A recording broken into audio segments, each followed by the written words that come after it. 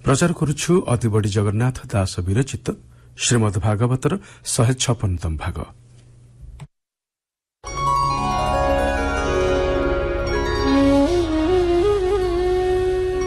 नारायणं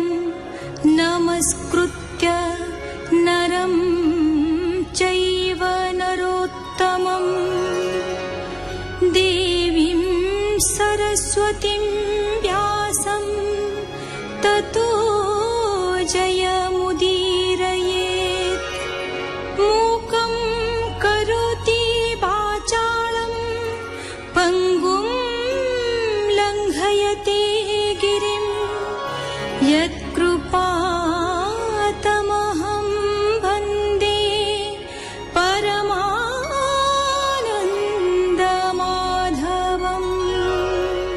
सबला स्वगण नारायण तीर्थरे प्रजा सृष्टि उद्देश्य नारायण को स्तुति करुथिला बेले नारद आसी उपस्थित होइचंती एवं नानाविध जुक्ति तर्क द्वारा निवृत्ति मार्गर श्रेष्ठत्व प्रतिपादन करिसंती। फलरे सेमाने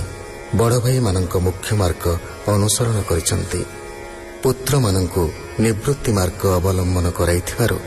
प्रजापति दक्ष क्रोधवशत नारदंको अभिशाप देइचंती जे से अहरह बोलुथिबे कोठी स्थान पाइबे नाही। एबे से पुत्रंक द्वारा प्रजा सृष्टिर आशा परित्याग करी 60टी कन्यांक साहाय्य प्रजावृद्धि करबाकू चाहुचंते। सुक उवाच शुण राजन ए अंतरे दक्ष जे ब्रह्मांक आज्ञारे भारी जा असिग्निंक ठारे 60 कन्या जन्माइले। दैत्य कन्या पत्नी त्वष्टार रचना नाम से कन्यार एहांक सुत सुण नृप सन्निवेश जे विश्वरूप जहांकु सुर गण माने बरिले पुरोहित पणे शत्रु मौला जेबे तार से जे स्वभावे बलियार तथापि पुरोहित पणे वरण कले देव गणे जेबे से गुरु अंगिरस मनरे होई असंतोष तांकु तेजिले मुनिराण जे मुनि सकल कारण से कथा सुज्ञ जन हिते 6ठ स्कंध भागवते बोलई दास जगन्नाथ दक्षंक सृष्टि ए जगत इति श्रीमद् भागवते महापुराणे पारमहंस्यां संहितायां 6ठ स्कंधे नाम 6ठ अध्याय। परीक्षित वाच केउ हेतुरु अंगिरस देवंकु कले अविश्वास निजर शिष्य देव गणे वर्जिले तांकु कि कारणे ए कथा कह मुनिवर जेबे करुणा मते कर। शुक वाच शुण कहिबा जा पचार जेहेतु छाड़िले अमर एक काଳରେ पुरुहूत ऐश्वर्य होई विहोलित निरते असत मार्गरे प्रवृत्त हेले से गर्भरे पवन वसु रुद्रगण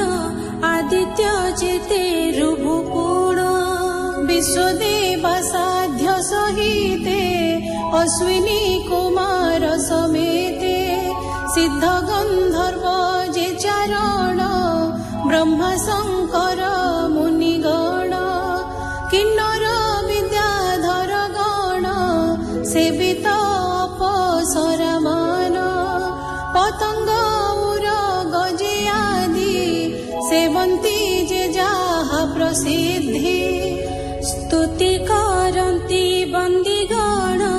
आस्थाने बसी मघवान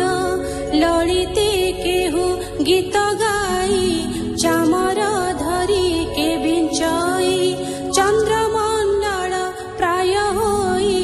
जे श्वेत छत्र शोभा पाई अन्य जे पारिषद गण बिंचंती घेनीण व्यंजन सचि संगते देवराये रत्न आसन रे विजये एमंत समये राजन कहिबा सुन एक मन परम गुरु देवंकर प्रवेश हेले से सभार पूजित मुनि मानंकर ବନ୍ଦିତ ସୁରାସୁରଙ୍କର ତାହାଙ୍କ ପ୍ରତି ଆନକରି ଅଭିବାଦନ କୁନ କରି ଏମନ୍ତେ ମୁନିଙ୍କି ଦେଖିଲେ ଇନ୍ଦ୍ର ଆସନ ନ ଉଠିଲେ ସେଠାରୁ ଶୀଘ୍ରେ ଆଙ୍ଗିରସ ମୌନେ ମନ୍ଦିରେ ପ୍ରବେଶ ଶ୍ରୀମଦେ ଇନ୍ଦ୍ରର ବିକ୍ରିୟା ମନେ ଜାଣିଲେ ମୁନି ଏହା ତାହାଙ୍କ ବିନୁ କେ ପଣ୍ଡିତ ସ୍ୱର୍ଗର କ୍ଷଣେ ସମରଥ ତକ୍ଷଣେ ଇନ୍ଦ୍ର ଜାଣି କରି ଗୁରୁ ଅପରାଧ ବିଚାରି ଆତ୍ମାକୁ ଇନ୍ଦ୍ର ନିନ୍ଦା କଲେ ଅନେକ ସନ୍ତାପ ପାଇଲେ ବଡ଼ ସାଧୁ ପଣ କଲି ମୁଁ ଅଳ୍ପ ବୁଦ୍ଧି କି ପାଇଲି ଗୁରୁ ଆଚାର୍ଯ୍ୟଙ୍କୁ ସଭାରେ ନିନ୍ଦିଲି ଐଶ୍ୱର୍ଯ୍ୟ ମଦରେ ମୁଁ ଦେବ ମାନଙ୍କ ଈଶ୍ୱର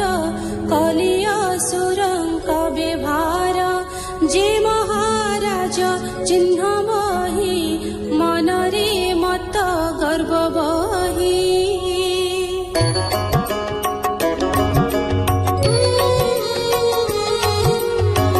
ଧର୍ମଧରତା ଯେଉଁମାନେ ସାଧୁ ପଣ୍ଡିତ ଯେତେ ଜନେ ତାହାଙ୍କୁ ଦେଖି ନ ଉଠନ୍ତି ସେମାନେ ଧର୍ମ ନ ଜାଣନ୍ତି କୁପଥ ଦେଖାନ୍ତି ଯେ ଜନ ନରକେ ପଡ଼ନ୍ତି ବହନ ତାହାଙ୍କ ବୋଲ ଯେ କରନ୍ତି ପାଷାଣ ଭେଳା ଆବୋରନ୍ତି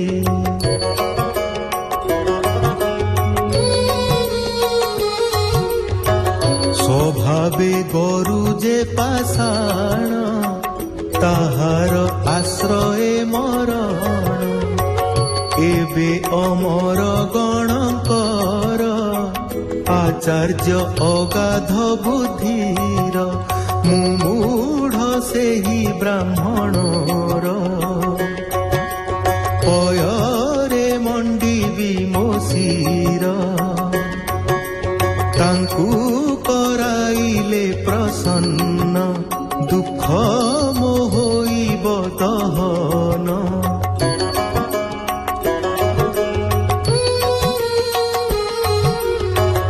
ଏମନ୍ତ ଚିନ୍ତା ମନେ କରି ଗୁରୁ ଭୁବନେ আগু সরি গুরু তা আগমন দেখি গৃহকু গলে যে উপেক্ষি গুরু দর্শন ন পাই ভয় শোকরে যুক্ত হই আত্মার অকুশল জানি চিন্তিত হেলে বজ্রপাণি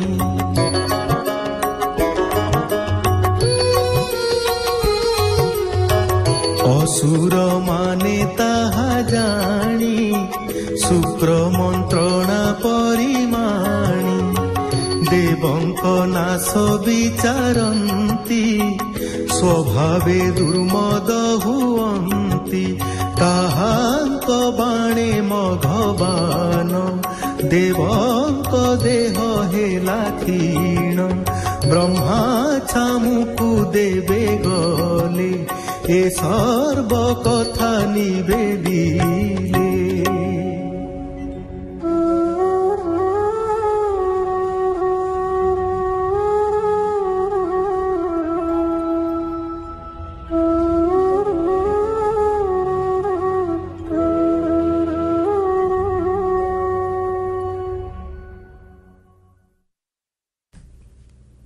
ଶୁଣୁଥିଲେ ଅତିବଡ଼ି ଜଗନ୍ନାଥ ଦାସ ବିରଚିତ ଶ୍ରୀମଦ୍ ଭାଗବତର 156ତମ ଭାଗ। ବେତାର ସମ୍ପାଦନା କରିଥିଲେ ଡକ୍ଟର ଦାଶରଥୀ ଦାସ, ସଙ୍ଗୀତ ପରିଚାଳନା କରିଥିଲେ ତାରାକାନ୍ତ ପଣ୍ଡା, ବର୍ଣ୍ଣନାରେ ଥିଲେ ବସନ୍ତ ମହାନ୍ତି, ପ୍ରଯୋଜନା କରିଥିଲେ ସୁହାସ ମହାନ୍ତି, କଣ୍ଠଦାନ କରିଥିଲେ ଦୁଃଖୀଶ୍ୟାମ ତ୍ରିପାଠୀ, ମନ୍ମଥ ମିଶ୍ର, ସଙ୍ଗୀତା ଗୋସାଇଁ, ଏବଂ ସେବାରାଣୀ ମହାପାତ୍ର।